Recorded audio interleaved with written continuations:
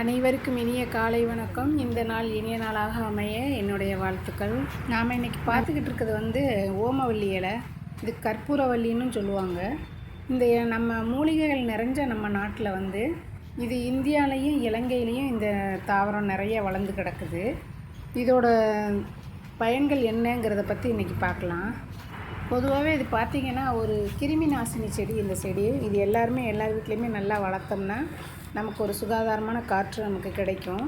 அதுவும் இல்லாமல் சளி, இருமல், காய்ச்சல் இந்த மாதிரி இதுக்கெல்லாம் இதோட கஷாயம் ரொம்ப ஒரு நல்ல ஒரு உதவியாக இருக்குது. ஆனால் பாருங்கள், ரொம்ப சின்ன பச்சை குழந்தைங்களுக்கு கண்டிப்பாக நம்ம தேனில் கலந்து தான் இந்த இதை கொடுக்கணும். அப்போ தான் ரொம்ப நல்லது. இந்த செடிக்கு பார்த்திங்கன்னா சைனீஸ் ரொம்ப இம்பார்ட்டன்ட் கொடுக்குறாங்க. இது ஒரு பண வரவை அதிகரிக்கக்கூடிய ஒரு நல்ல செடி அப்படின்னு சொல்லி அவங்க ரொம்ப இதுக்கு ஒரு முக்கியத்துவம் கொடுக்குறாங்க.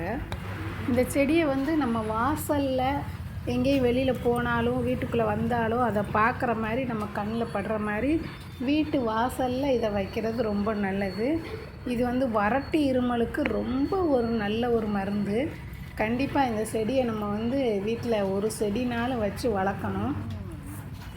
வச்சோம்னா ரொம்ப நல்லது. கண்டிப்பாக இதை எல்லோரும் வைங்க.